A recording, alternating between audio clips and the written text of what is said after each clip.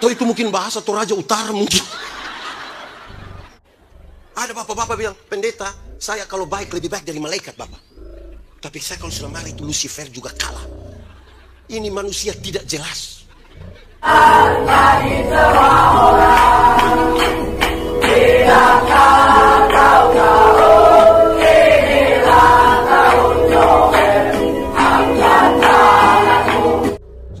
Saya ingin mulai dengan mengajak kita menghafal. Ikut yang pendeta bilang. Damai sejahtera ialah segala sesuatu yang mendatangkan kebaikan bagi umat manusia. Ulang. Damai sejahtera ialah segala sesuatu yang mendatangkan kebaikan bagi umat manusia. Saya mau kasih tahu, untuk mendatangkan kebaikan tidak semuanya untuk mendatangkan kebaikan tidak semuanya manis. Kadang-kadang untuk mendatangkan kebaikan itu rasanya jemaat. Di sini jemaat 10 saja. Jemaat pernah sakit? Pernah minum obat? Manis itu obat? Tapi apa? Untuk mendatangkan kebaikan. Yang COVID kemarin ada vaksin? Mantap. Ada yang badan besar tapi takut vaksin? Tapi terpaksa harus vaksin? Untuk apa? Mendatangkan begitu. Anak-anak itu. Anak-anak, pernah dapat marah dari orang tua? Untuk apa? Mendatangkan. Apakah ada suami pernah marah dia punya istri? Tagar TikTok? Untuk mendatangkan kebaikan. Bahkan puncaknya adalah untuk mendatangkan kebaikan, keselamatan bagi umat manusia. Tuhan berkenan mengorbankan dirinya di atas kayu salib supaya kita diselamatkan. Amin. Itu yang akan kita bicara malam hari ini dalam fokus terhadap keluar baik. Untuk menjadi bapa bagi sejumlah besar bangsa. Tuhan bilang, Abraham, engkau akan menjadi bapa dari sejumlah besar bangsa, karena itu namamu bukan lagi Abraham, melainkan pendeta. Masa mau jadi bapa sejumlah besar bangsa ini hanya ganti nama dari Abraham menjadi Abraham? Macam murah sekali. Tidak murah, tidak murah. Ini bukan sekedar ganti nama biasa. Sama kayak kita punya anak waktu masih di Toraja. Dia punya nama Yakobus. Biasa dipanggil Kobus. Datang di Samarinda 6 bulan, pulang tidak mau dipanggil Yakobus, minta dipanggil Jeko. Tidak. Beda. Bukan kayak kita punya anak masih di Toraja, dia punya nama Maria. Biasa dipanggil Mari. Terus setelah dia di Samarinda tidak mau dipanggil Mari, minta dipanggil Manohara. Tidak. Beda. Ganti nama dari Abraham menjadi Abraham adalah sebuah proklamasi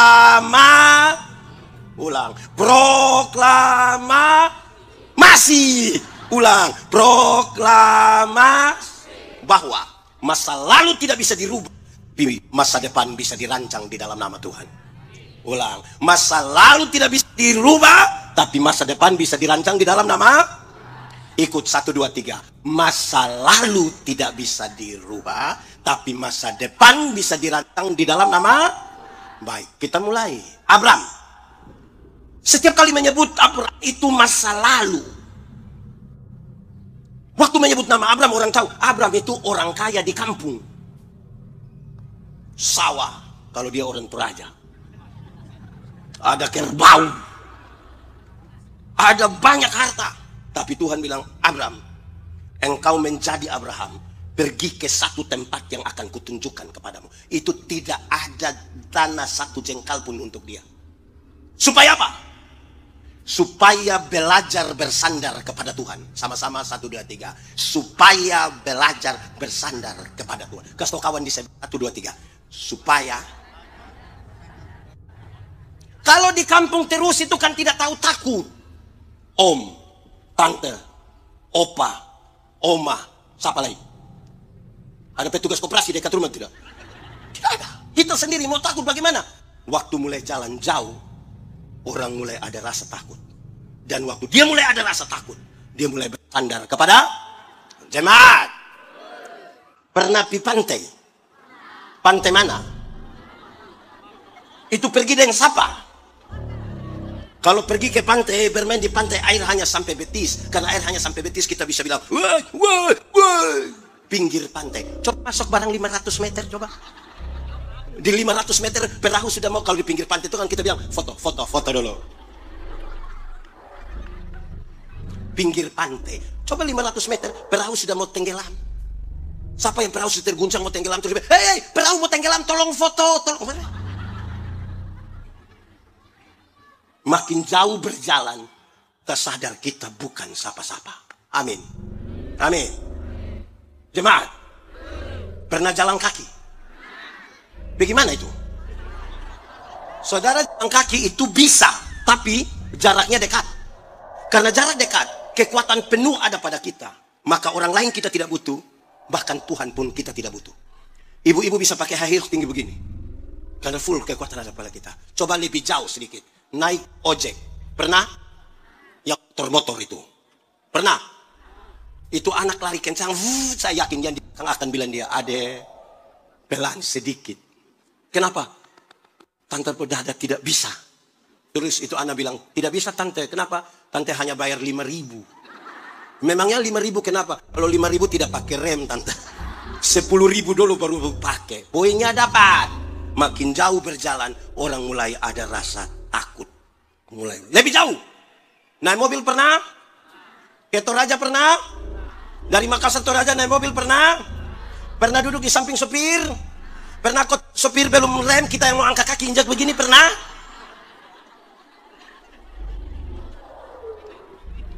Yang jago-jago itu jalan masih di pinggir pantai, jalan jauh.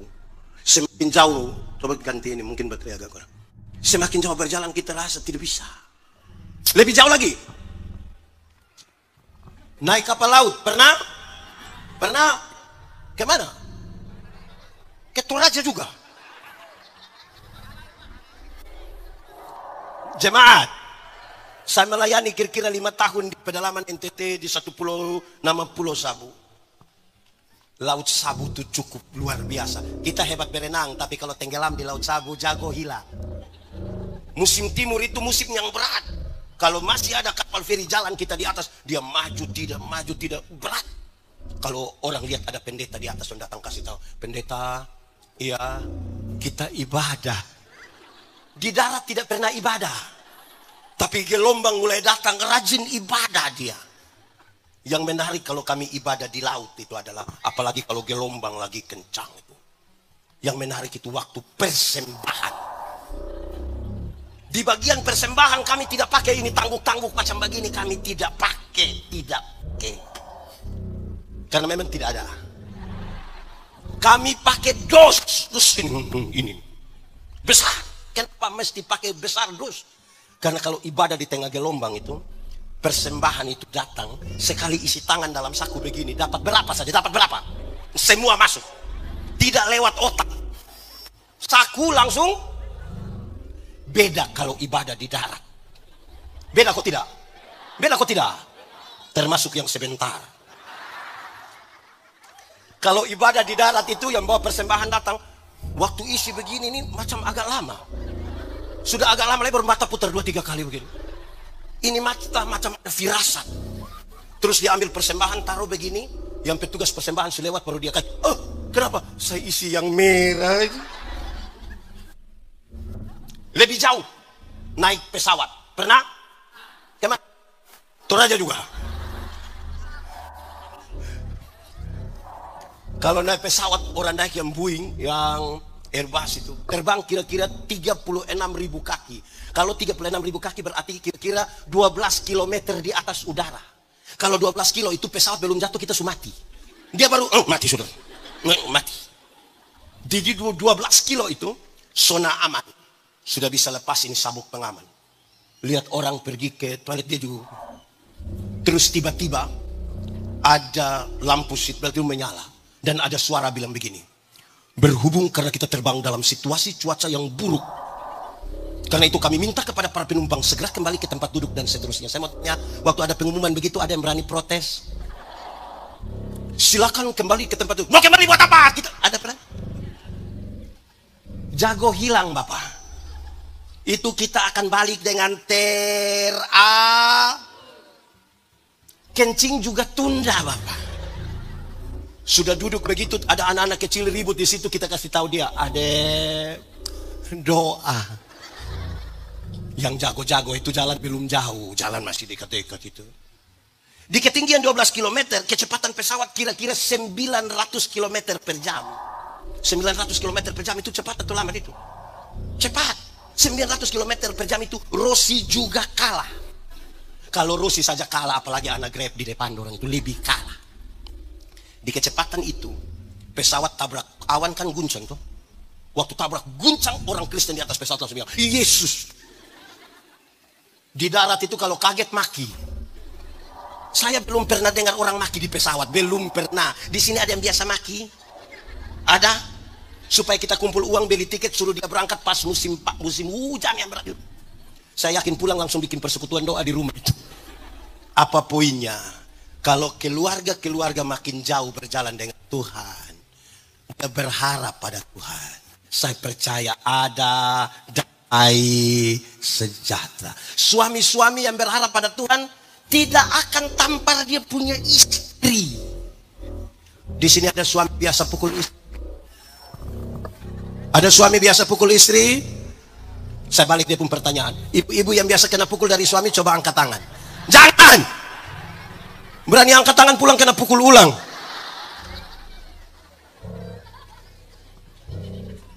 Ibu-ibu kena pukul dari suami tiap hari itu ada damai. Bangun pagi langsung bilang, Papa ini hari belum, tolong kan. Istri-istri yang berharap kepada Tuhan, yang dekat dengan Tuhan, tidak akan pernah maki suaminya walaupun dia terlalu cerewet. Di sini ada ibu-ibu tukang maki. Ada. Itu ibu ada di sini. Itu ibu pakai baju warna apa itu yang? Satu, belajar bersandar kepada Tuhan. Kedua, Abraham. Setiap kali menyebut nama Abraham, orang tahu kalau Abraham itu suami yang tidak setia. Menunggu lebih dari 20 tahun, istri tidak hamil-hamil. Mau bagaimana ini? Dalam tradisi patriarki mereka, budaya patriarki, perempuan tidak bisa atur laki-laki, laki-laki atur perempuan bisa. Tapi percakapan mereka itu, kalau kita baca seolah-olah Abraham tidak bicara apa-apa. Saya bayangkan kalau kita dramatisir, mungkin Abraham dengan dia pun istri duduk minum-minum teh begitu, terus dia pun istri bilang begini, Papa mau ada anak mama sutua begini. Kalau Papa mau, Papa yang kita punya pembantu saja. Saya bayangkan Abraham pasti korek-korek dia pukul baru dia bilang, kalau mama rasa itu baik, Papa ikut saya. Ini memang terlalu betul ini. Sekarang dia menjadi Abraham, suami yang menyatakan kesetiaannya bahkan ketika istri hamil tua. Coba bayangkan orang umur 70 tahun hamil. Wih, kurus tinggi, keriput gigi tidak ada, perut, wih. Jemaat, suami-suami di sini setia semua. Saya tidak dengar dengan jelas. Suami di sini setia semua. Mantap. Istri bisa pinjam suami punya HP. Kenapa mulai beda pendapat? Saya baca satu status di Facebook itu, saya rasa juga betul. Ini orang tulis begini, istri pinjam HP kami tidak takut, hanya deg-degan saja. Hapus belum ini. Tapi suami-suami di sini aman, mantap. HP tidak pola rumit, yang pakai sidik jari lah, kontak mata lah. Ada suami pakai begitu? Ada. Dia polisi rahasia. Ada suami yang duduk-duduk dengan keluarga, dengan istri ada di situ, orang telepon bukan terima di samping istri, sengaja melangkah keluar baru bilang halo. Ada. Siapa punya suami jujur? Kan kita mau ada damai sejahtera. Mantap kok. Mulai hilang ini suara. Hei jemaat, setia itu komitmen satu hari demi satu hari demi satu hari demi satu hari. Ada satu istri bilang dia pun suami, Papa, Papa sudah tidak setia. Papa sudah tidak seperti yang dulu lagi. Papa sudah berubah. Dia punya suami bilang, berubah apa mama? Papa masih tetap sama. Papa berubah. Coba mama bilang, dulu papa sedikit-sedikit ajak mama makan. Tapi dulu sedikit-sedikit papa sudah ajak mama beli pakaian. Dulu sedikit-sedikit papa datang, papa bilang tutup mata, tutup mata, tutup mata. Bah. Sekarang papa tidak begitu. Papa sudah lain. Terus suaminya bilang begini, mama, coba mama pikir baik-baik. Nelayan mana? Nelayan mana yang kalau sudah dapat ikan dia masih buang umpan? Dia punya istri bilang, jadi selama ini papa hanya umpan-umpan mama? Jadi selama ini papa kira mama ikan? Malam pas mau tidur dia punya istri masuk kamar, kunci pintu, kasih mati lampu. Suami datang mau buka pintu, tidak bisa. Mama, ya, buka pintu, tidur di luar. Mama, buka pintu, tidak. Mama, kenapa bikin papa begini? Kita dua masih suami istri. Kok tidak baik bikin begini, mama? Terus dia punya suami bilang, dia punya istri bilang, papa, coba papa pikir baik-baik. Nelayan mana? Nelayan mana yang mau tidur dan dia punya ikan? Di sini ada yang nelayan. Saya setia. Hei jemaat, saya punya potongan video satu beredar luas sekali ketika saya nasihat orang. Hei, dari waktu ke waktu itu ada banyak hal berubah. Pacaran itu beda dengan menikah. Beda. Waktu pacaran itu laki-laki bisa datang bawa bunga sembunyi di belakang. Apalagi bulan Februari. Apalagi tanggal 14 Februari itu hari apa? Hari pemilihan umum. 14 Februari itu hari Rabu waktu itu. 14 Februari itu hari Valentine. Yang laki-laki bisa datang sembunyi bunga di belakang sambil berlutut dan dia bilang, I love you. Itu pacaran. Sunika 5 tahun paling-paling dia pulang bawa bunga pepaya. Dia buang di situ, bilang, kau tumis makan, tadi saya sudah makan dan teman di kantor. Ada suami begitu di sini. Betul-betul ada. Fam apa itu? Masih pacaran, yang perempuan berani terantuk di batu, yang laki-laki bisa marah batu. Batu. Bikin saya punya ayang batu. Pacaran.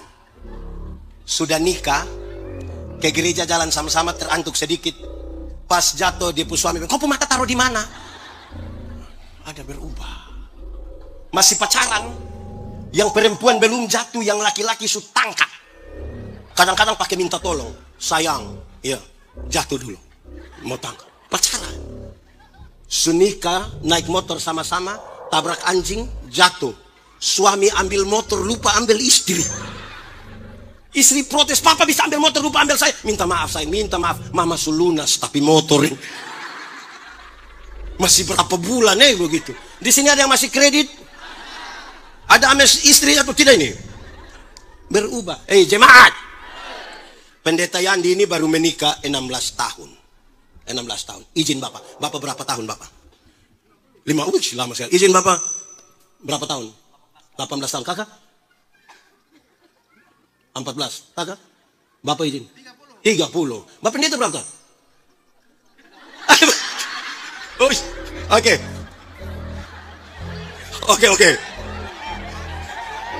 Salam PKB. Oke, baik. Kenapa pendeta yang ditanya begini? Kami yang nikah dulu itu beda dan nikah sekarang. Kami yang nikah dulu, apalagi Bapak 50 tahun, kami pun dekorasi dulu di kampung itu hanya pakai kulit pisang. Ada biru-biru, ada awan dari kapas, ada burung 1. Dan rata-rata itu ada bebek 2 ekor. Kita yang nikah tapi bebek yang ditaruh di situ.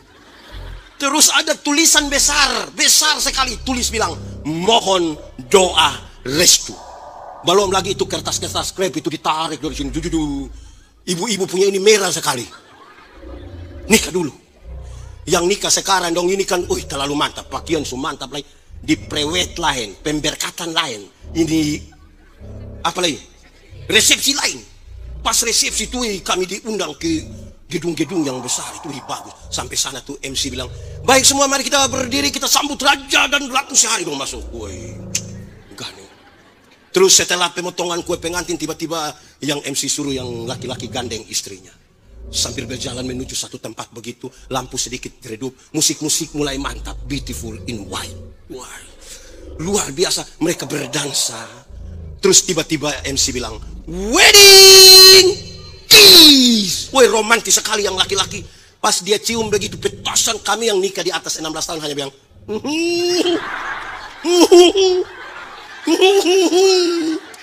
wedding kiss. Hari pertama. Sudah masuk 14 tahun ke atas, kita baru mau sentuh. Ada apa panas begini? Ya, betul. Bagian mantap waktu nikah tuh hari pertama tuh. Sekarang ada pakai begitu tiap hari di rumah. Daster. Itu pun robek di sini. Tapi dia bilang nyaman. Ini nyaman. Ada yang berubah. Jemaat.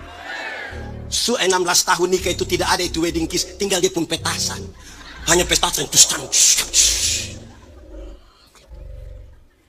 Ketiga, Abram. Setiap kali menyebut nama Abram, orang tahu Abram itu bapa yang tidak bertanggung jawab. 1, 2, 3. Bapak di sini tanggung jawab mantap semua. Seperti suara hilang-hilang. Baterai kurang kah? Bapak di sini tanggung jawab mantap. Mantap. Ismail tidak pernah minta dilahirkan. Tapi ketika ini anak mulai usia belasan tahun, Abraham itu setuju supaya usir itu anak. Bapak bagaimana ini? Sekarang dia menjadi Abraham. Bapak yang menunjukkan tanggung jawabnya bahkan ketika bawa itu anak sampai di altar di Moria untuk dipersembahkan kepada Tuhan. Bawa di altar di dalam situ Moria. Untuk dipersembahkan. Ini di sini hari Minggu Bapak dong bawa anak datang sampai di altar. Atau anak datang gereja Bapak tidak. Bawa untuk. Ada 1-2 keluarga datang tanya saya bilang begini. Pendeta. Yo. Ini anak dong kita tidak tahu mau bikin bagaimana. Saya bilang maksud. Pukul sudah, marah sudah, injak sudah, ikat sudah. Tapi anak dong nakal terus begini, tidak tahu ikut siapa. Saya bilang mau ikut siapa. Kalau bukan ikut dia punya mama, ikut dia punya bapak. Masa ikut saya? Jemaat, Alkitab kasih tahu, supaya anak-anakmu jadi baik, lakukanlah 3 hal ini. Berapa hal? 3 kalau pakai bahasa Indonesia? 3. Pakai bahasa Inggris baru? Pakai bahasa Toraja? Nah itu. Supaya anak-anakmu jadi baik, lakukanlah 3 hal ini. 1. Panggil mereka dengan nama yang baik. Sama-sama 1, 2, 3. Kasih tau kawan di sebelah. 3, 2, 1. Yanti, Maria, Tinus. Apalagi orang Toraja ini nama Alkitab banyak ini. Panggil mereka dengan nama yang baik. Nanti dong jadi baik. Kenapa? Karena saya temukan ada bapak-bapak panggil dia anak dia begini. Woi babi. Ada juga di gereja Toraja aja begitu. Ada. Orang tua. Orang tua tidak boleh panggil dia pu anak babi, tidak boleh. Pertama karena memang tidak boleh. Kedua, kalau dia pu anak babi, dia pu bapak. Panggil dengan nama yang baik. Kedua, berikan kepada mereka makanan yang baik. 1, 2, 3. Kasih tau kawan di sebelah. 3, 2, 1. Makanan yang baik itu bukan soal 4 sehat 5 sempurna. Bukan soal nasi basi atau tidak. Makanan yang baik itu adalah uang hasil judi. Judi ayam itu. Hasil korupsi. Jangan kasih makan istri anak. Amin. Di sini ada suami atau orang tua tukang judi. Ini kita tanya nih. Tolong jawab bukan tertawa. Ada yang tukang judi. Mana dia? Cukupkan dirimu dengan apa yang ada padamu. Berbahagialah engkau dan baiklah keadaanmu. Amin kok. Saya khotbah di Manado berapa hari lalu, 2-3 hari lalu. Tadi malam khotbah di Makassar, di Getor juga. Saya bilang begini, ibu-ibu, Di sini ibu-ibu 20. Yang lain ini SMP semua. Ibu-ibu. Ibu-ibu jangan terlalu desak suami itu mendapatkan lebih dari yang seharusnya. Jangan. Apa itu tuntut suami harus dapat banyak. Hanya sekedar beli skincare. Tidak usah. Cukup mandi, cuci muka saja, tidak apa-apa. Yang penting bersih toh. Saya bilang, saya pakai contoh, saya bilang, itu ular tidak pernah pakai skincare, tapi kulit tetap licin. Ada yang tiap hari pakai skincare, tapi dia kulit macam kulit ular. Cukupkan saja kita pun diri dengan apa yang ada. Amin kok. Gitu. Ketiga, berikan kepada mereka ajaran yang baik. Sama-sama, 1, 2, 3. Kasih kawan di sebelah, 3, 2, 1. Anak-anak itu yang tadi itu baju pink dong yang lari-lari di sini. Ini lari-lari kok. Dorang hanya mengulang apa yang dorang lihat, apa yang dorang dengar. Bapak tukang mabok, anak mabok. Bapak pukul istri, kita melahirkan anak laki-laki yang pandang enteng. Perempuan melahirkan anak perempuan yang takut lihat laki-laki. Mama tukang maki, mama tukang tipu, anak tukang tipu. Kasih ajaran yang baik. Berikan saja ajaran yang baik. Contoh, mulai sebentar, pulang, ajak suami, istri, anak, berdoa. Berdoa ini ibadah bersama sebelum tidur tuh butuh komitmen. Kenapa? Hari pertama mantap, hari kedua mantap, ketiga mantap, keempat mantap. Masuk hari kelima bapak bilang, mama, coba mama deh anak-anak, karena papa pun pinggang ini seperti. Hari kelima mama bilang, coba kita kasih tinggal anak-anak latihan doa sendiri. Hari keenam bubar itu ibadah. Dorang tinggal melihat dari orang tua. Dia lihat dari orang tua. Berikan kepada mereka ajaran yang baik. Maka jadi baiklah mereka toh. Itu rumah menjadi rumah yang aman sudah. Amin kok. Jadi saudara-saudara, itu menjadi sangat penting itu. Ada satu suami, dia terlalu sayang dengan istri. Sayang sekali. Semua jemaat, semua masyarakat tahu kalau ini suami terlalu sayang dengan istri. Akhirnya dia memberanikan diri tanya, Bapak, kami semua ini Bapak terlalu sayang mama, terlalu. Coba Bapak kasih tahu dia pun tips apa. Beliau bilang begini, pernah satu kali saya punya istri itu dia goreng ikan yang nelayan dapat itu. Dia goreng ikan, kucing makan. Waktu kucing makan, istri lihat itu kucing baru bilang 1, kucing makan lagi. Istri bilang 2, kucing makan lagi. Istri bilang 3. Dia ambil potas, taruh di dalam ikan, dia lepas di situ, kucing makan, langsung mati terkapar. Sebagai suami dia marah, ibu kenapa bikin begini? Mama tidak ada perasaan, masa siksa binatang macam begini? Mama bagaimana ini? Terus dia punya istri lihat dia baru bilang 1. Dan mulai hari itu dia sayang sekali dia. Dia takut kalau dia punya istri latihan berhitung. Sebab kalau tiba-tiba istri bilang 2, aduh sudah dekat dia. Suami di sini sayang istri semua, sayang atau takut? Nah, saudara, jadi bertanggung jawab tuh bahkan sampai hal-hal yang mama, ibu-ibu, pernah bunuh ayam di rumah? Pernah? Ayam kampung yang dipotong atau ayam potong yang di kampung? Kadang-kadang ini kita pun tanggung jawab ini kelihatan tidak bagus. Ada daging ayam, dorang bunuh ayam di rumah, bapak dapat dada, bapak dapat paha, anak dapat kuku, kuku dengan leher. Terus dia punya mama yakinkan bilang, isap-isap nah, isap-isap, enak. Anak mau berkembang apa? Hanya makan ayam pun kaki kuning lagi. Baru dia kasih tahu, nah papa yang harus dapat ini ayam pun paha karena ini papa pun ayam kesayangan. Bapak pakai main judi di ini ayam. Aduh. Abram. Setiap kali menyebut nama Abram orang tahu. Kalau Abram itu berani jalan, berani pergi karena ada janji. Abram, pergilah ke satu tempat yang akan kutunjukkan kepadamu. Sekarang dia menjadi Abraham. Orang yang berjanji untuk jalan. Pergi karena ada janji itu beda dengan berjanji untuk jalan. Kalau pergi karena ada janji dia tanya ada siapa di sana, saya dapat apa? Ada makan kok tidak? Tapi berjanji untuk pergi itu membangun komitmen, gas apapun terjadi. Gas. Gas. Apapun terjadi, gas. Sekalipun kita akan berhadapan dengan tantangan demi tantangan. Abraham, dari pihakku ini, dari engkau. Karena aku akan. Responmu terhadap hal ini apa? Abraham, ini sebuah panggilan untuk menjadi berkat, merendahkan diri. Abraham, engkau dipanggil duluan tapi cukup jadi bapa. Orang lain nanti jadi raja.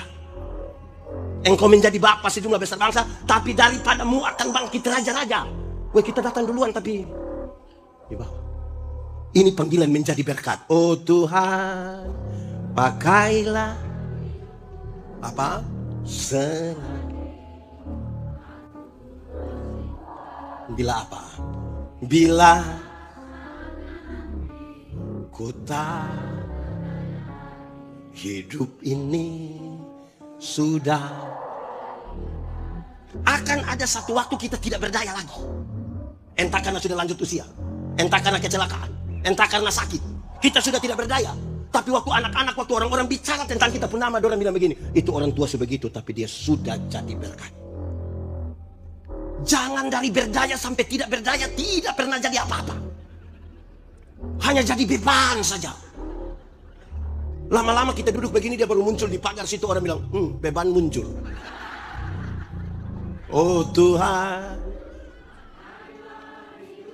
Selagi apa? Bila apa?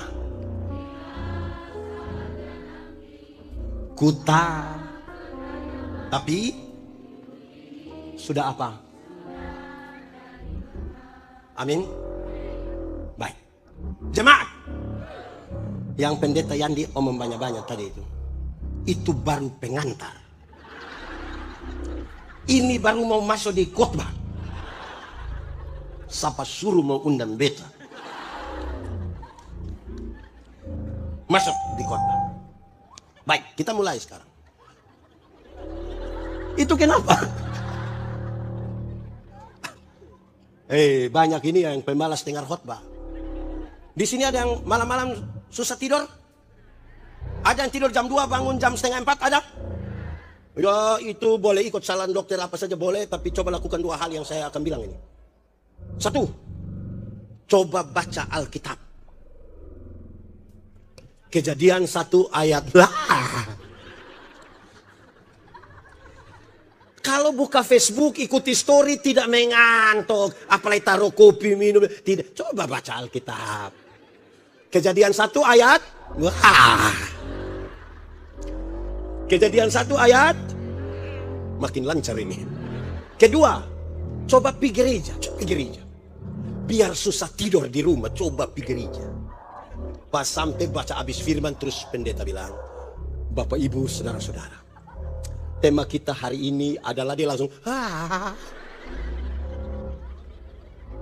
lama-lama gereja jadi obat tidur ini. Itu karena tidak ada cinta. Jemaat, pernah mencintai seseorang? Atau orang tua jadi hanya dijodohkan saat tidak ada tuh. Kalau kita pernah mencintai anak muda, ini semua nikah habis.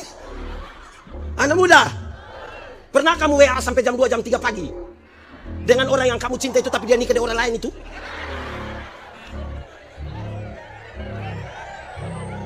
Salam PKB. Saya hanya hafal itu. Kalau cinta itu kita tidak mau mata begini terus. Betul kok tidak? Iya, ini 2 minggu itu cepat atau lama? 2 minggu cepat atau lama? Lama atau cepat? Kalau pacaran 2 minggu cepat atau lama? Cepat. Kalau tahan lapar 2 minggu cepat atau lama? Jadi yang benar 2 minggu termasuk cepat atau lama? Baca Alkitab itu, Alkitab ini tebal begini, tapi kalau satu hari kita baca 4-8 pasal, 4-8 pasal, cukup 4 bulan kita sudah baca habis satu Alkitab. 4 bulan. 4 bulan cepat atau lama? Lama atau cepat? Kalau kita punya umur hanya 4 bulan, cepat atau lama? Cepat atau lama? Kalau perut sakit 4 bulan, cepat atau lama? Jadi yang benar 4 bulan, cepat atau lama? Tergantung. Kalau ada cinta, perhatian, kasih sayang, tanggung jawab, hari-hari hidup terasa terlalu cepat.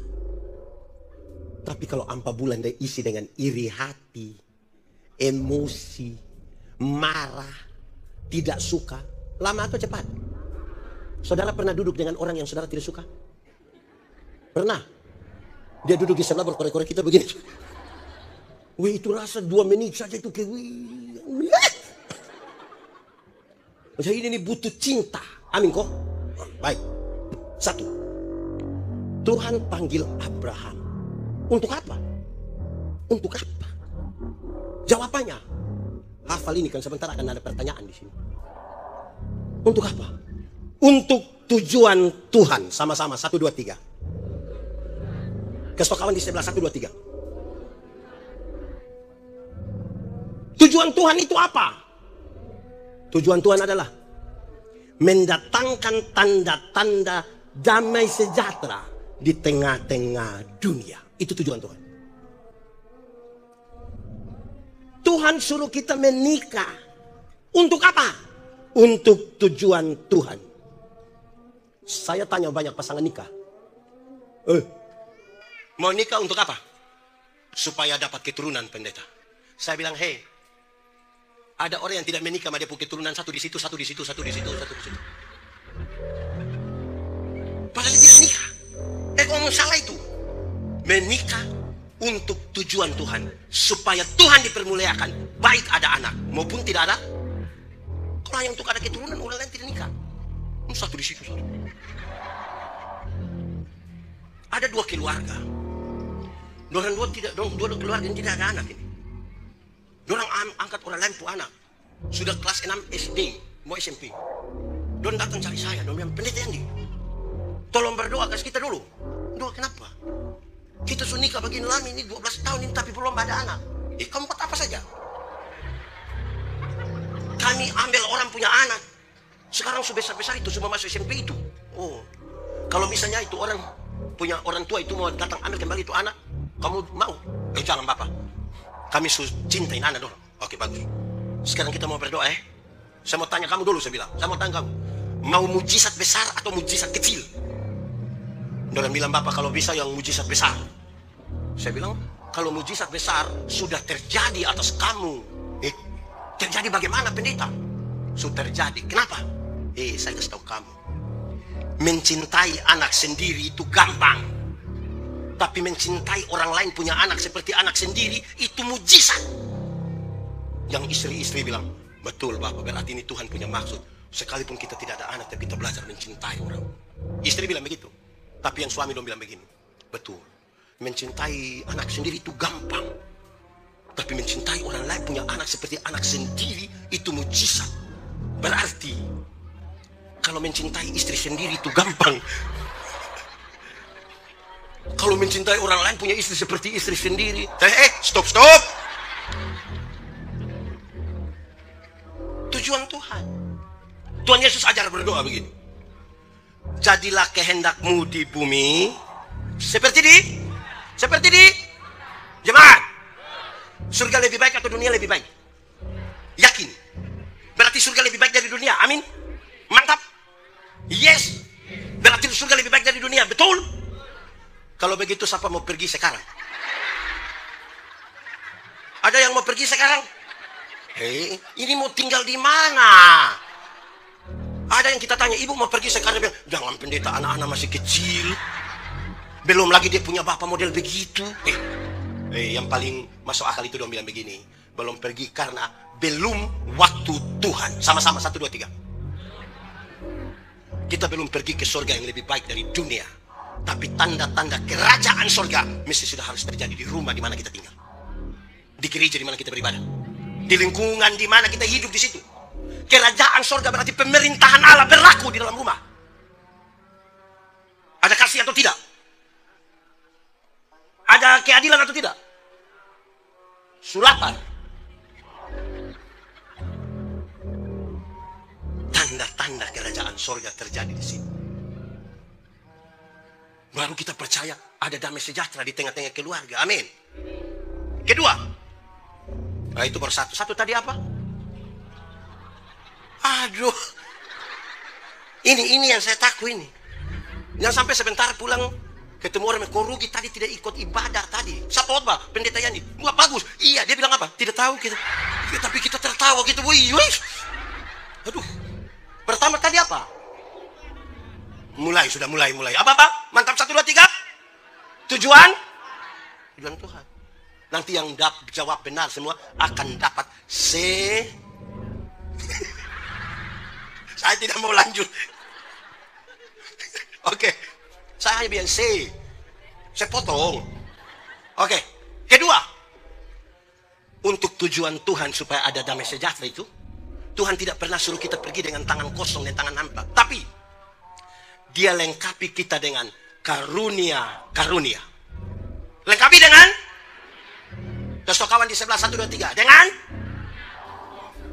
Karunia itu ada 2. Satu dia punya nama karunia motivasi.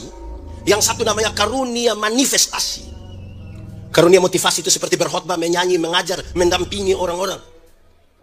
Karunia manifestasi itu seperti bicara dalam bahasa roh, menerjemahkan bahasa roh, menyembuhkan orang. Ini 2 karunia ini setara dipakai untuk pembangunan jemaat. Yang menarik adalah banyak orang tidak menemukan karunia apa di dalam dirinya. Dia sibuk dengan orang lain pun karunia. Ada orang yang tahu dia pun karunia, kau menyanyi, tapi tidak pernah menyanyi di sini. Dari mimbar Pak Pendeta tanya, ada vokal grup paduan suara? Dia bilang tidak ada. No. Tapi kalau bilang Gubernur Kalimantan Timur dan Ketua Majelis Sinode Gereja Toraja akan beribadah bersama-sama di Getor Moria Samarinda seberang. Dengar begitu, solo dia, duet dia, vokal grup dia, paduan suara dia, tari-tarian juga dia. Ini dia pun nama karunia makam puji. Karunia begini tidak akan mendatangkan damai sejahtera. Betul kok tidak? Karunia begini tidak bisa. Di Indonesia, gereja-gereja Indonesia ini ada kemajuan mantap. Salah satunya adalah mungkin juga di gereja Toraja. Mulai ada vokal grup kaum bapak. Tepuk tangan dulu. Ada vokal grup kaum bapak. Tapi dia pun tapi ada 2. Tapi pertama, dorang latihan sampai jam 3 subuh. Sampai istri sudah mau bunuh baru dong pulang. Karena latihan 1 kali, kartu 3 kali. Ada juga. Saya tidak mau tanya di orang. Kedua, besok hari Minggu mau menyanyi, dorang suruh anak kecil 1 atau istri atau majelis, tolong kasih tahu pendeta, kaum bapak menyanyi setelah khotbah. Kenapa setelah khotbah? Belum lengkap. Bagaimana mau lengkap pulang jam 3 main domino lagi? Mau lengkap bagaimana? Salam PKB. Yang menarik, habis menyanyi dong langsung pulang. Habis itu masing-masing keluar. Don tidak berani pulang kan, istri ada ikut gereja toh. Cara tunggu istri dong keluar cari ame pohon 1. Dorang lingkar baik-baik itu pohon sambil dan bicara politik Indonesia terkini. Terus pasang-pasang telinga. Gereja semua selesai, pendeta bilang begini, baik Bapak Ibu Saudara-saudara, kita sampai di penghujung dari ibadah kita. Pulanglah saudara-saudara dalam hidup dan tugas mulia yang selamat. Mari arahkan hatimu pada Tuhan dan terimalah berkat Tuhan. Dia yang di luar itu lari cepat-cepat masuk ke dalam. Salam PKB. Supaya apa? Padahal tadi di pohon. Setengah mati bangun ini gereja, doa ini gereja, habis gereja di pohon. Ada kaum bapak di. Ibu-ibu senang lihat suami di bawah pohon.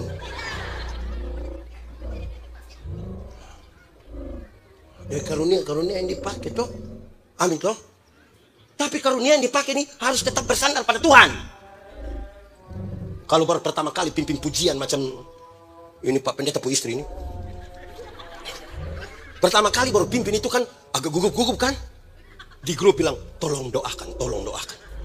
Karena ini baru pertama kali, Tuhan Yesus tolong. Itu menyanyi, pilatihan pakai berdoa, menyanyi masih standar. Ku tahu Tuhan pasti buka lebih lagi 3, 4. Ku tahu Tuhan pasti buka asalku hidup suci tidak turut dunia. Ku tahu Tuhan pasti bukan jalan.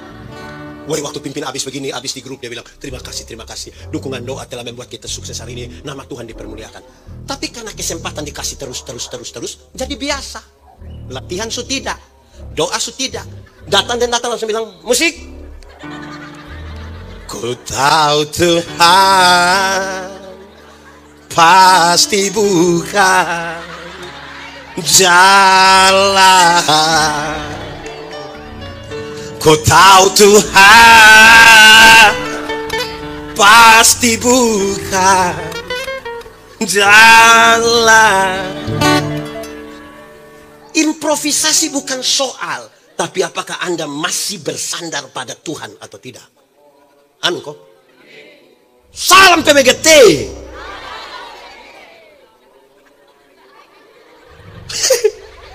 Ibu dong, salam apa itu? Ini ibu-ibu. Dorang paling aktif sudah di paduan suara. Tepuk tangan dulu. Tapi dalam rangka Paskah dan hari ulang tahun Jemaat Moria, dorang bertengkar bukan pada hal yang prinsip. Sepakat menyanyi. Yang dorang bertengkar itu seragam atau bebas rapi. Bertengkar, sepakat seragam. Sepakat seragam, bertengkar lagi. Polos atau motif. Akhirnya untuk menggabungkan itu sepakat polos dan motif. Sepakat dong bertengkar lagi. Motifnya melintang begini atau melintang begini. Sampai ada ibu-ibu tersinggung dan mau keluar dari gereja sini, bikin gereja sendiri di bawah situ. Salam PBGT. Ada begitu di gereja Toraja. Itu ibu ada di sini. Dia presbiter. Saudara, memang karunia ini musbah ke dembaba itu. Oke. Ketiga, pepatah lama bilang kalau sudah pak kawan baru jangan lupa kawan. Yang pertama tadi. Yang pertama apa? Kedua, karunia. Ketiga, belajar dari orang lain. Sama-sama, 1, 2, 3. Mesti belajar. Tuhan terlalu besar. Satu orang tidak cukup untuk memahami dia. Saya butuh kasih telinga, waktu, perhatian kepada satu orang. Karena cara Tuhan berjumpa dengan seorang pendeta, beda Tuhan berjumpa seorang ibu rumah tangga, beda Tuhan berjumpa seorang anak kecil, beda Tuhan berjumpa seorang anak muda, beda Tuhan berjumpa orang dalam latar belakang beda-beda. Supaya apa? Dalam perjumpaan yang berbeda, waktu kita berdiri bersama-sama bercerita tentang perjumpaan yang berbeda, orang bilang, ternyata Tuhan itu luar biasa. Supaya bisa mendengar. Ada orang di rumah dan di gereja yang dia omong semua mesti dengar. Tapi orang omong dia tidak mau dengar. Ada. Bapak-bapak atau ibu-ibu. Jemaat. Ini bicara tentang dua hal. Satu, dia punya nama keterbatasan. Manusia ini terbatas, dia pun pintar. Pintar itu terbatas. Karena itu bisa dikejar. Bodoh itu yang tidak ada batas. Dia melili, melangari. Makanya kadang-kadang orang bilang, kau kalau bodoh, ukur-ukur. Jangan itu bodoh, kau bawa semua, bagi-bagi orang lain. Soalnya kita kasih telinga. Dengar, pendeta Yandi ini sakit. Dia pergi di rumah sakit, di bagian umum. Dokter, saya sakit. Dia periksa. Pendeta, ini berhubungan dengan THT. Jadi, pendeta pergi situ. Sampai di situ, pendeta, ini berkaitan dengan telinga. Jadi, pendeta pergi situ. Saya sampai di sana, pendeta, ini berkaitan dengan genderang telinga. Jadi, pendeta pergi situ. Saya sampai di sana, pendeta, ini berkaitan dengan genderang telinga bagian kiri. Jadi, pendeta pilih itu. Kepintaran itu mengerucut pada satu hal. Karena itu kita butuh dengar.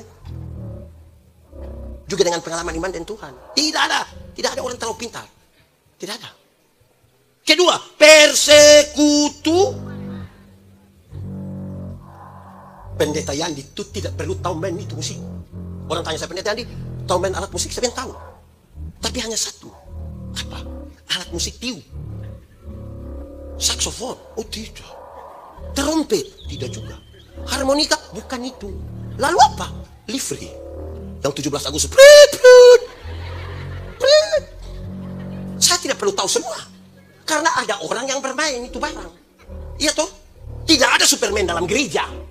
Yang ada itu super team. Tidak ada Superman di rumah. Yang ada super team. Bayangkan kalau pendeta yang diurus semua. Khotbah habis dia pindah main musik, pindah dia pindah rekam di sini, dia pindah ke sini. Lama-lama itu pendeta gila. Salam PKB. Jadi belajar juga dari orang lain toh. Itu tanda persekutuan. Bayangkan kalau di rumah bapak itu, bapak-bapak sudah pensiun semua nih. Bapak-bapak berhenti dengan itu kalimat bilang, saya kalau sudah kiri betul, nanti baru kanan lagi. Macam lagu dari NTT saja. Putar ke kiri. Sudah. Ada bapak-bapak bilang, pendeta, saya kalau baik lebih baik dari malaikat bapak. Tapi saya kalau sudah marah itu Lucifer juga kalah. Ini manusia tidak jelas. Masa kadang-kadang malaikat, kadang-kadang Lucifer, kadang-kadang malaikat. Kita mau mengobati bagaimana? So 3. 1, 2, 3. Keempat. Mulai sedikit habis. Saya lihat makanan semua. Keempat, fokus sama-sama. 1, 2, 3. Sudah belajar dari orang lain, sudah betul, tolong fokus. Kadang-kadang ini kita mau belajar dari orang lain langsung jadi orang lain. Ini orang Toraja semua belajar orang timur, dia langsung lebih timur dari saya. Ini saya timur, datang ke timur orang Toraja, saya sebentar lebih Toraja dari Toraja. Fokus dan kita pun diri. Amin toh. Ini dia baru pikir aja satu sudah datang dia suruh ganti semua yang ada di gereja Toraja, ikut yang di sana. Hai. Apa yang terlalu? Saya bangun gereja, ada 4 gereja di satu kampung. Bukan saya suruh orang bangun. Saya tidak disuruh. Saya tidak ikut membangun, saya tidak tahu kerja. Terus saya bilang begini. Sebelum sampai di yang intinya saya bilang begini. Ingat, rapat jam 1 siang. Dan di tempat terbuka. Tidak boleh dalam ruangan. Biar langsung kena sinar matahari. Supaya saya lihat siapa yang mau omong banyak tapi tidak kerja. Kedua, saya kasih tahu mama-mama di dapur.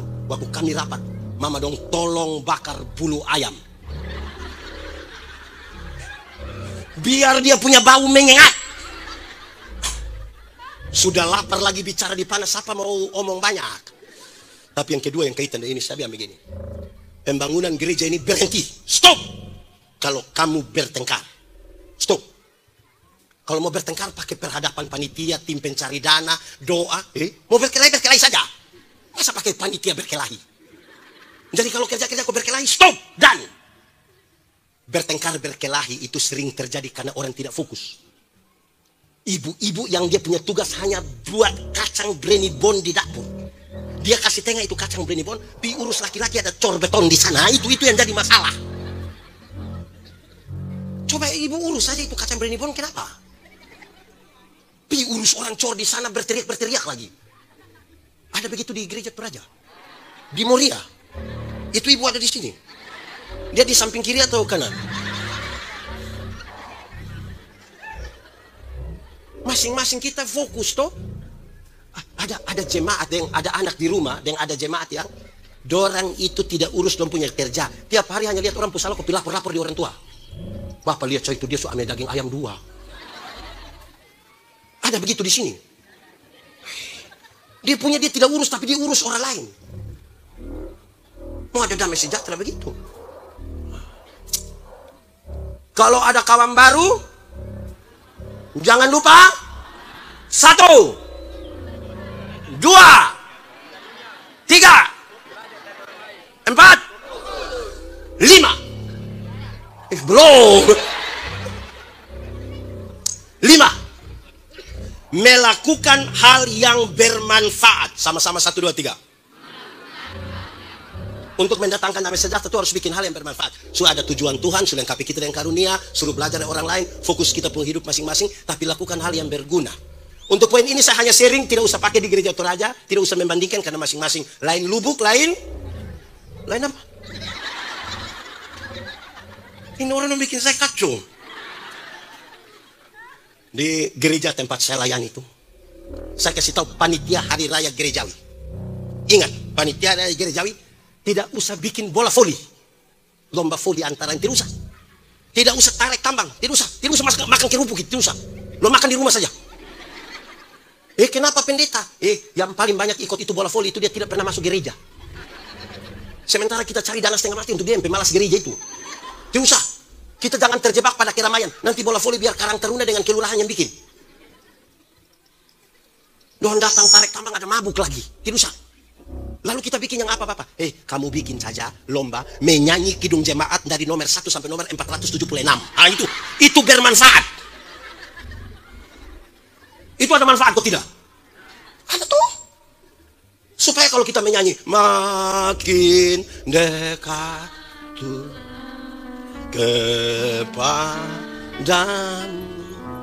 walaupun saliblah mengangkatku ini dekat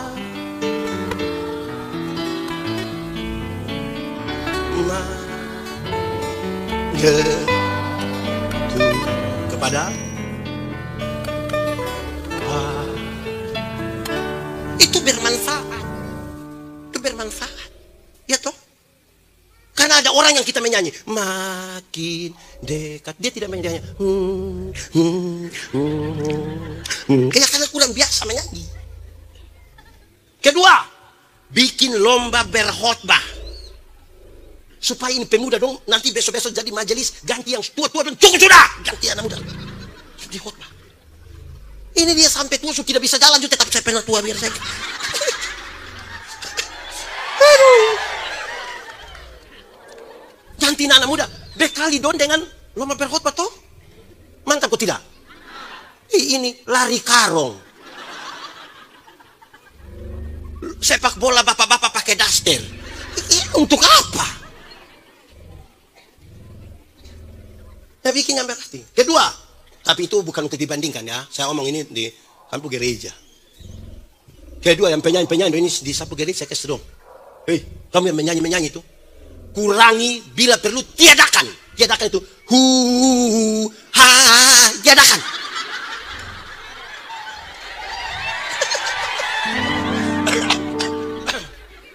Kenapa pendeta? Menyanyi itu khotbah berirama. Betul kok tidak? Supaya orang mengerti, mendengar, tahu yang kamu menyanyi itu, supaya pulang dong bikin. Nah, lagu 5 menit, 4 menit habis. Pam pam pam pam, bum bum. Itu supaya apa? Tidak ada arti itu. Jadi, mau ada damai sejahtera itu, tolong bikin barang yang berarti. Kalau saudara menyanyi dalam bahasa Inggris, tulisnya pun terjemahan di situ. Supaya kami tahu. Saudara menyanyi bikin kami pusing. I don't know why Jesus love me. Kau dong bilang apa? Atau itu mungkin bahasa Toraja Utara mungkin. Jadi, menyanyi kurang itu. Itu kurang. Salam PKB. Ya, sapu teman pendeta satu. Pasca toh, pasca. Ada drama. Drama pasca selalu berkaitan dengan drama kesengsaraan Yesus. Dong pakai pemain satu mantap. 2 tahun lalu pakai dia, tahun lalu pakai dia. Ini tahun dong mau dipanggil dia ibu pendeta terus. Kenapa? Kamu cari orang lain. Mama dia terlalu bagus. Dia punya peran itu bikin orang menangis. Sudah tidak usah cari orang lain. Mama coba tahu kenapa mama tidak mau. Dia itu habis drama dia tidak pernah masuk gereja lain. Tuhan Yesus mana yang pemalas gereja?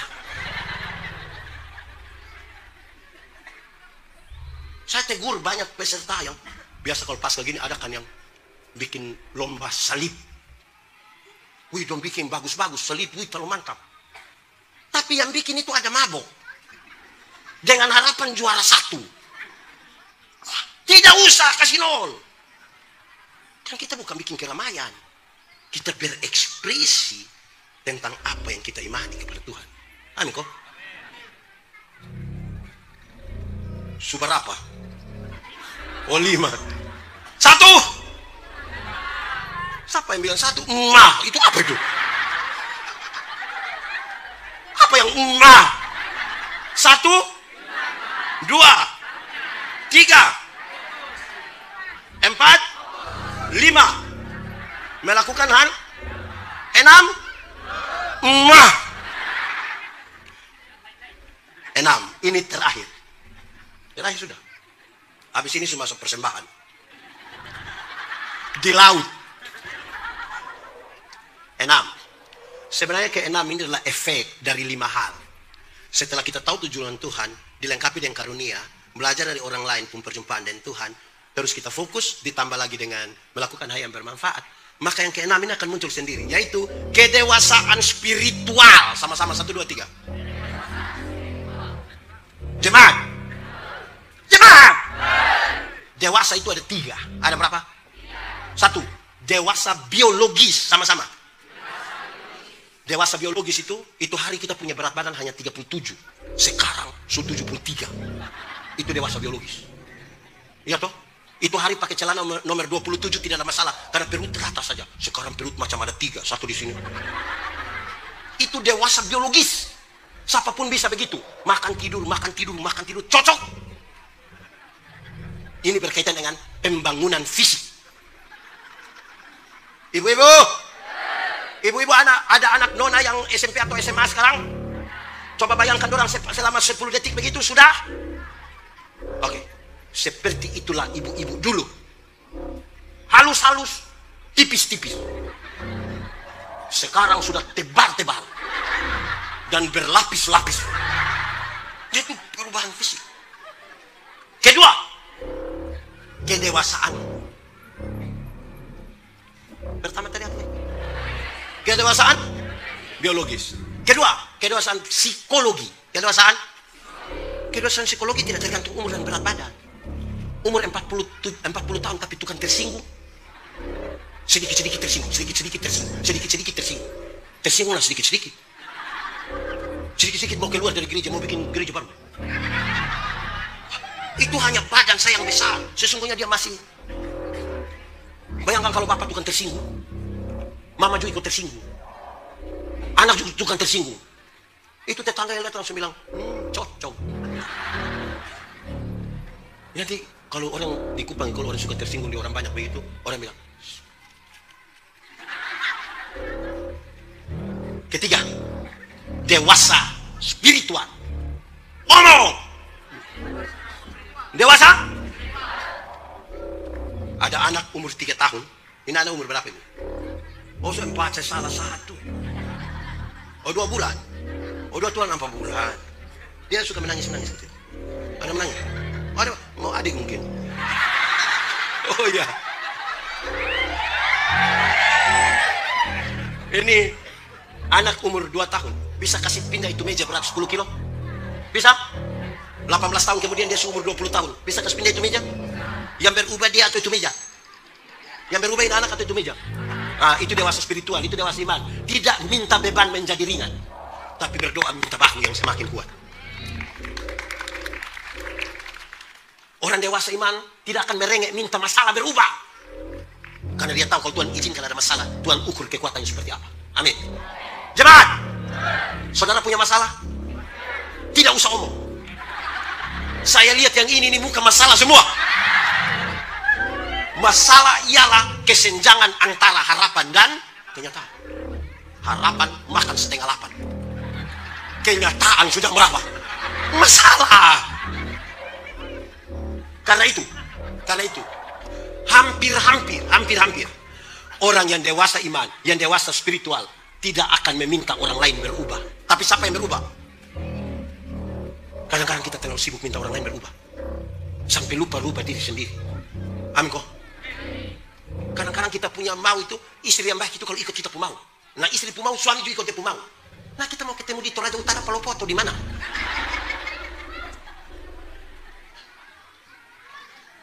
Rekonsiliasi itu sangat berkaitan dengan kita ada di garis masalah berdua, masing-masing mundur 1 langkah. Menahan diri, kita masing-masing berubah. Supaya, contoh, saya dan Pak Pendeta ini, kami 2 ketemu di jalan. Kami 2 tidak bertegur sapa. Terus saya bilang, kau sapa? Terus beliau bilang, kau sapa? Kira-kira kami bisa damai kok tidak? Kalau kami 2 tidak bertegur sapa, terus saya pikir, saya salah apa sampai Pak Pendeta tidak tegur Pak Pendeta juga pikir, saya salah apa pendeta yang dia tidak tegur? Kira-kira kami 2 bisa damai kok tidak? Bisa. Karena kami 2 sama-sama merasa salah. Biasa pertengkaran itu terjadi karena kita dua semua mau benar. Nah itu. Spiritualitas. Itu gerakan dari dalam keluar, bukan dari luar ke dalam. Yang di dalam itu apa?